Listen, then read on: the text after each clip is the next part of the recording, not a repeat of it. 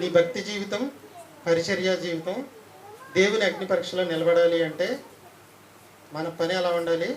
బంగారం లాగా ఉండాలి. బంగారం లాగా ఉండడానికి 1, 2, 3, 4, 5, 6 చెప్పేశాను. 5 చెప్పేశాను. ఇది భాగం 7. 6వ బంగారం జ్ఞానము గల ఉపదేశకుడు. మనకు బోధించేవాడు జ్ఞానము లేకుండా బోధిస్తున్నాడు అనుకోండి, నీ భక్తి జీవితమే బాగోదు, నీ పరిచర్య జీవితం కూడా బాగోదు. బాగున్నప్పుడు ఏమైపోద్ది? ఇది అగ్ని పరీక్షకి గూడిదైపోతుంది. అది నిలబడాలి అంటే ఉపదేశించేవాడు ఎలా ఉండాలి? జ్ఞానము గల, బంగారము లాంటి విషయాలను సంఘ సభ్యులకు ఏం చేయాలి అంటే నేర్పించాలి, ఉపదేశించాలి. అటువంటి మాటలు మన భక్తి జీవితాన్ని, ఆధ్యాత్మిక జీవితాన్ని ఎలా మారుస్తాయి అంటే బంగారుమయంగా మారుస్తాయి. ఇవాళ ప్రసంగాలు ఎలా మారిపోయినాయి అంటే టైంపాస్ ప్రసంగాలు. ఒక ఆయన ప్రార్థనకు తగులుకుంటే కూర్చున్న వాళ్ళందరూ భయం వేసేస్తుంది, అలా అరిసేస్తాడు గట్టి గట్టి గట్టి గట్టి గట్టిగా. ప్రార్థన అంటే ఏంటండి? ప్రార్థన అంటే ఏంటి? ఎంత జాగ్రత్తగా మాట్లాడేది. ఎమ్మెల్యే గారి దగ్గరికి అలా మాట్లాడతావా? చాలా జాగ్రత్తగా, చాలా సౌమ్యంగా, చాలా గౌరవంగా దేవుడితో మాట్లాడాలి.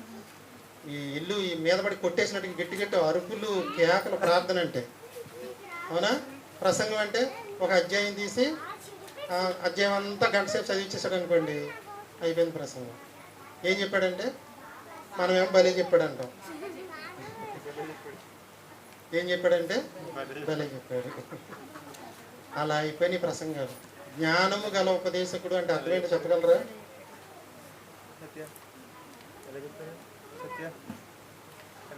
ఒక ముక్కలో చెప్పేది తెలియదు. జ్ఞానము గల ఉపదేశకుడు,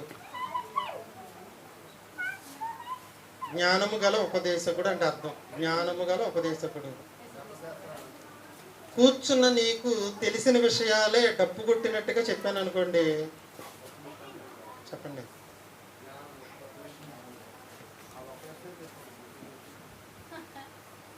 చెప్పింది మీకు అర్థమవుతుంది? అర్థం అవుతుందా?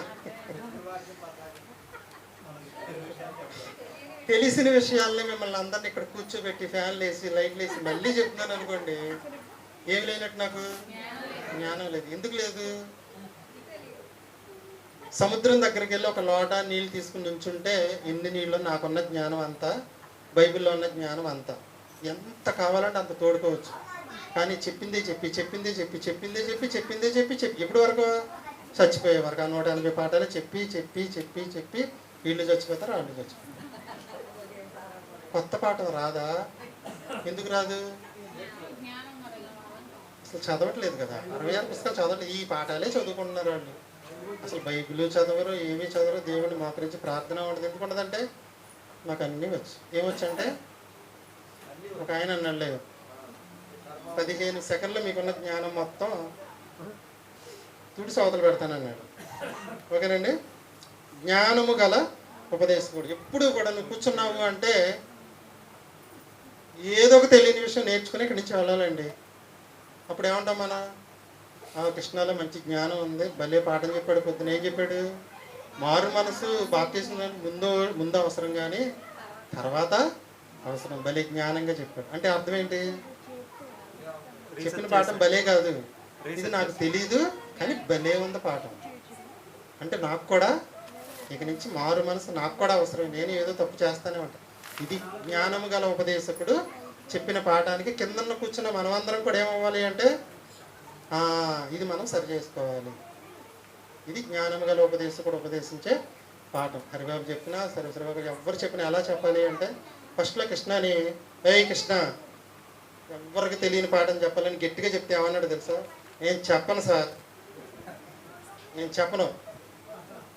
ఇక్కడ కూర్చున్న అందరికి తెలిసిన పాఠాలు ఇప్పుడు నాకు కూడా తెలియని పాఠాలు చెప్పేస్తున్నాడు. అవునా? అది జ్ఞానము గల. ఎప్పుడు మీరు ఇక్కడ నిలబడినా మీరు గుర్తుంచుకోవాల్సింది ఏంటంటే కూర్చున్న వాళ్ళకి తెలియని జ్ఞానం ఏదో ఒకటి మనం నేర్పించాలి అనే కాన్సెప్ట్తో మనం ఇక్కడికి రావాలి. ఏదో ఒకటి కొంచెం కష్టపడితే, ఇవాళ స్మార్ట్ ఫోన్ పెట్టుకుంటే ఎన్నో వస్తున్నాయి, క్రోమ్లోకి వెళ్తే ఎన్నో వస్తున్నాయి, ఏ టెక్నాలజీని వాడుకుంటే ఎన్నో వస్తున్నాయి. తెలియదంటూ ఎక్కడికి వెళ్ళవలసిన పని లేదు. ఓకేనా? ఎలా ఉపదేశించాలి? జ్ఞానము గల ఉపదేశకుడు ఉపదేశిస్తే వాడి పరిచర్య జీవితం అగ్ని ఆగుతావదో విన్న మీలో మార్పు వస్తుంది కాబట్టి మీ యొక్క భక్తి జీవితం కూడా అగ్నికి ఆహుతి అవ్వదు. కాబట్టి ఏమవుతుంది అంటే నిలబడుతుంది. ఆరోది ఏంటండి? ఎప్పుడు కూడా వాక్యానికి నిలబెడితే టైంపాస్ చేయకూడదు. టైంపాస్ చేయడం అంటే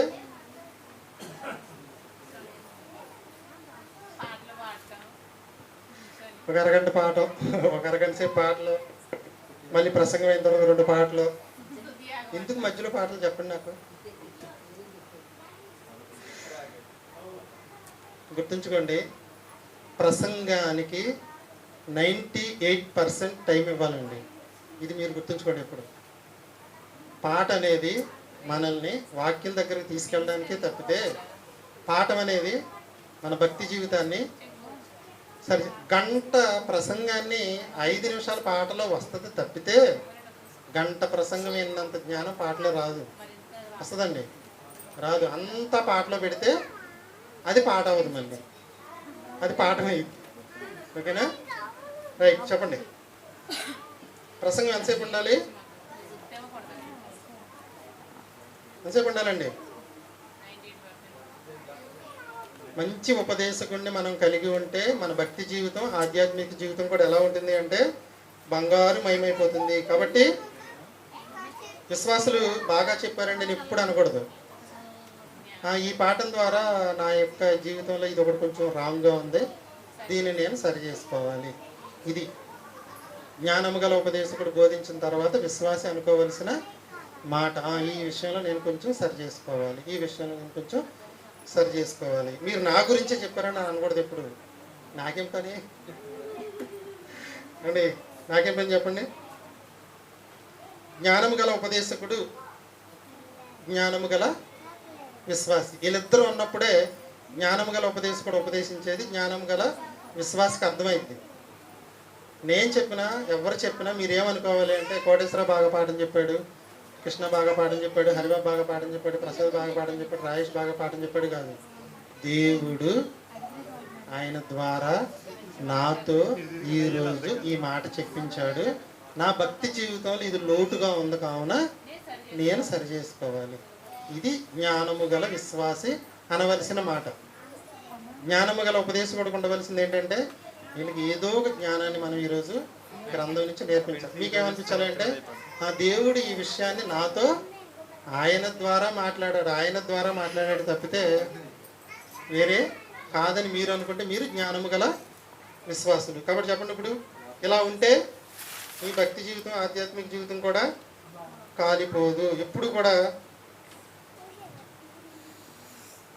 వాక్యము లేని చోట, వాక్యము రాని చోట మనం నిలబడవలసిన పని లేదండి. వాక్యము లేని చోట, వాక్యము రాని చోట మనం నిలబడవలసిన పని లేదు. ఎందుకంటారు? అక్కడ నిల్చున్నాం అనుకోండి, ఏదో ఒక అనుమానం వింటాం. విన్న తర్వాత అదే అవునో కాదో అని తలకాయ బాదుకోవాల్సిన పరిస్థితి వస్తుంది. కాబట్టి వాక్యము లేని చోట ఎవరుంటారండి? వాడు నీరు లేని చోట్ల తిరుగులాడుతున్నాడు. ఎవడాడు? నీరు అంటే వాక్యము. గుర్తుంచుకోండి, నీరు అంటే వాక్యం. కాబట్టి జ్ఞానము గల ఉపదేశకుడి దగ్గర ఉంటే జ్ఞానం వస్తుంది. జ్ఞానంతో పాటు మనకి ఏమొస్తుంది అంటే ఆశీర్వాదం కూడా వస్తుంది. పేతురు గారు రాసిన మొదటి పత్రిక 2:9 ముగించేసుకుందామండి. అయితే మీరు చీకటిలో నుండి ఆశ్చర్యకరమైన తన వెలుగులోకి పిలిచిన వాని గుణాతిశయమును ప్రచురము చేయు నిమిత్తము ఏర్పరచబడిన వంశమును రాజులైన యాజక సమూహమును పరిశుద్ధ జనమును దేవుని సొత్తైన ప్రజలునే. మనం ఎవరమంటండి? దేవుని సొత్తు అంటే ఏంటి? ఇప్పుడు మా సత్య నా సొత్తు, మీ పిల్లలు మీ సొత్తు. సొత్తు అంటే అర్థం ఏంటి? మీ బంగారాలు. నా బంగారం అంట. దేవుడు ఎవరిని బంగారాలు అంటున్నాడంటే మనల్నేనండి. నా బంగారము అని మనల్ని అంటున్నాడు. కానీ మనం ఏమనిపించుకోవాలి అంటే బంగారపు కొండలా అనిపించుకోవాలి. అప్పుడే మన పరిచర్య జీవితం, ఆధ్యాత్మిక జీవితం నిలబడుతుంది. ఆడవాళ్ళకు కూడా దేవుడు ఒక మాట చెప్పాడు. ఏంటది? అణుకువయు స్వస్థ బుద్ధియు భర్తకు లోబడుటయు ఇవే మీకు అలంకారం అన్నాడు. వీటిని కూడా ఏమంటారు అంటే బంగారము లాంటి ప్రవర్తన అని అర్థం. కాబట్టి మన పని, పరిచర్య, ఆధ్యాత్మిక జీవితం పరీక్షలో నిలబడాలి అంటే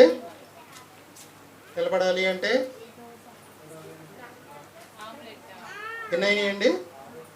6 బంగారాలు. మొదటి బంగారం వాక్య బంగారం, యేసునామ బంగారం, యేసు రక్త బంగారం, యేసు రక్తమే బంగారం, విశ్వాసము శోధనతో కూడింది బంగారం, మాట బంగారం, జ్ఞానము గల ఉపదేశకుడు బంగారం.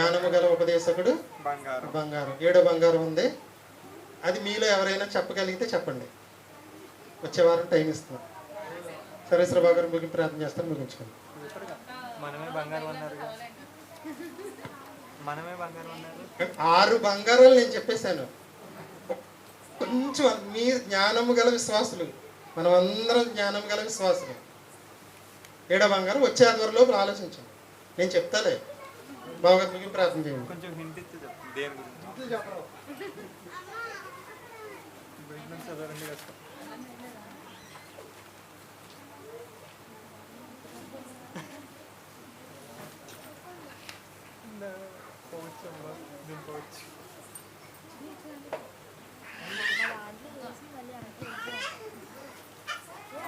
ఆఖరిగా ప్రార్థన చేసుకుందామండి. మరి 12వ అధ్యాయం ఆదికాండం ఎవరైనా కూడా మనం విన్నాము. తర్వాత యేసుక్రీస్తు వారిని అనుసరించిన మనకి మనం ఎలా ఉండాలో బంగారం లాంటి 6 మాటలు చెప్పారండి. దేవుడు ఎంచుకున్న గొప్ప జనం అండి. మనం దేవుడు నచ్చినట్లుగా బ్రతకాలి. క్షేమ వంశావళి నుంచి యేసుక్రీస్తు వారు వచ్చాడని కూడా మనం నేర్చుకున్నాం. మన పరిచర్య జీవితం, ఆత్మీయ జీవితం బాగుండాలి అంటే వాక్య బంగారం ఉండాలి, యేసు రక్తాన్ని ఆశ్రయించాలి, యేసు నామాన్ని ఉపయోగించుకోవాలి, మన విశ్వాసము శోధనలో నిలబడాలి. మంచి ఉపదేశం ఉన్న చోట మనం ఉపదేశాలుగా ఉండగలము, నిలబడగలగాలి. మరి ఈ మాటలన్నీ కూడా మరి అన్ని చోట్ల దొరుకుతాయి అంటే ఎక్కడ కూడా దొరకవు. ఎందుకంటే వాక్యం అనేది మనిషి మన స్వభావానికి ఇష్టంగా ఉండదండి. వాక్యం మన ఇష్టానుసారంగా ఉండే బోధ వేరు, వాళ్ళు అనుకూలపరుచుకుని ఆ బోధలు చేస్తూ ఉంటారు. ఇక్కడ ఉన్నవాళ్ళు ప్రతి ఒక్కరు కూడా ఈ మాటలు, ఈ పాఠాలు విని నేర్చుకుని ప్రవర్తిస్తే ఖచ్చితంగా ఈ బంగారం లాంటి మాటల ప్రకారం మనం జీవించగలిగితే మన పరలోకి వెళ్ళిపోతాం. ఇంతకన్నా ఇంకా చెప్పేది ఎక్కడ లేదని నేను అనుకుంటున్నాను. ఇంత త్యాగంగా ఇంత పిల్లలకి, పెద్దలకి, అందరికీ ఆయన బళ్ళో పిల్లలు కూర్చోబెట్టి మంచి మాటలు మనందరూ నేర్చుకుని, నాకన్నా చిన్నవాడు కానీ అతడు చేసిన త్యాగాన్ని, అతడు చేసే సేవని కూడా నేను ఎంతగానో సంతోషిస్తూ ఉంటానండి. మనం సహాయంగా ఉండాలి, నేర్చుకోవాలి, మన అభివృద్ధిలోకి రావాలి. మనందరం కూడా పరలోకం చేరాలి. పరలోకం వెళ్ళలేకపోతే మాత్రం ఇక్కడికి రావటమే అనవసరం అండి. ఈ 6 బంగారాలు మన భక్తి జీవితం, ఆత్మీయ జీవితం దేవుడు పెట్టే అగ్ని పరీక్షలో నిలబడాలండి. ఎలా ఉంటే నిలబడతాం అనేది మనకు చెప్పాడు. అలా ఉండక మనం ప్రయత్నం చేద్దాం, అలాగే జీవిద్దాం. వాక్యం గుచ్చుకుంటుందా నేను ఆలోచనలకు ఎవరికి రాకూడదండి. మనలో ఉన్న లోతును సరిచేయటానికి వాక్యం అనేది దేవుడు మనతో మాట్లాడిస్తూ ఉన్నాడు. కాబట్టి ప్రార్థన చేస్తున్నామండి. మహాపరిశుద్ధుడు అయిన తండ్రి, నీకు వందనాలు నాయన, స్తోత్రాలు తండ్రి. ఈ రాత్రికాల సమయంలో ఈరోజు నాయన మళ్ళీ 2వసారి కూడా మంచి మాటలు మేము విన్నాం తండ్రి. ఈ మాటలను ఆయన మా హృదయంలో భద్రపరుచుకొని మేము ఎలా జీవిస్తే ఆ పరలోక రాజ్యం చేరుకుంటామో మాకు తెలియపరిచాడు తండ్రి. ఈ మాటలు విని నేర్చుకుని తెలియని వారికి తెలియపరిచే జ్ఞానం కూడా మేము సంపాదించుకొని మమ్మల్ని మేము నాయన కాపాడుకుంటూ అనేక మందికి నీ సువార్త, నీ మాటలు చెప్పగలిగిన జ్ఞానము మాకు దయచేయమని ప్రార్థిస్తున్నాం తండ్రి. ఇదిగో నాయన, ఈ మాటల ద్వారా మేమందరం కూడా ఎంతో ఆత్మీయంగా బలపడ్డాం నాయన. మంచి ఆహారం తీసుకున్నాం అన్న తృప్తి మేము పొందుతున్నాం తండ్రి. శారీరకమైన ఆహారం ఎంత అవసరమో నేను అంతకన్నా నిర్ణయనది ఆత్మీయ ఆహారంగా నాయన మీరు మాకు లేఖనాల్లో భద్రపరిచారు తండ్రి. మిమ్మల్ని తెలుసుకోవాలి, మీ కొరకు బ్రతకాలి, పరలోకం చేరుకోవాలి. ఈ విషయాలు ఎంతోమందికి తెలియదు. ఆయన గొప్పవారు ఉన్నారు, జ్ఞానవంతులు ఉన్నారు, కానీ మా బ్రతుకు పరమార్థాన్ని మాకు తెలియపరిచిన దేవుడు తండ్రి. ఈ భూమి మీదకి మేము ఎందుకు వచ్చామో, ఎందుకు బ్రతకాలో, చనిపోయిన తర్వాత మేము ఎక్కడికి చేరాలో అన్ని విషయాలు క్లుప్తంగా నాయన మీరు వ్రాయించారు నాయన. దీన్ని విని నమ్మి ఆచరించి వాటి ప్రకారం బ్రతికిన వాడు ధన్యుడు. అతి రీతిగా మేము బ్రతకడానికి సహాయం అందించమని యేసుక్రీస్తు వారి శ్రేష్టమైన నామంలో ఈ ప్రార్థన మనల్ని మీకు సమర్పించుకుంటున్నాము తండ్రి. ఆమేన్. మన తండ్రి అయిన దేవుని దయ, కుమారుడైన యేసుక్రీస్తు వారి కృప, పరిశుద్ధాత్మ దేవుని సహవాసము సదాకాలము మన అందరికీ తోడై ఉండి నడిపించునుగాక. ఆమేన్.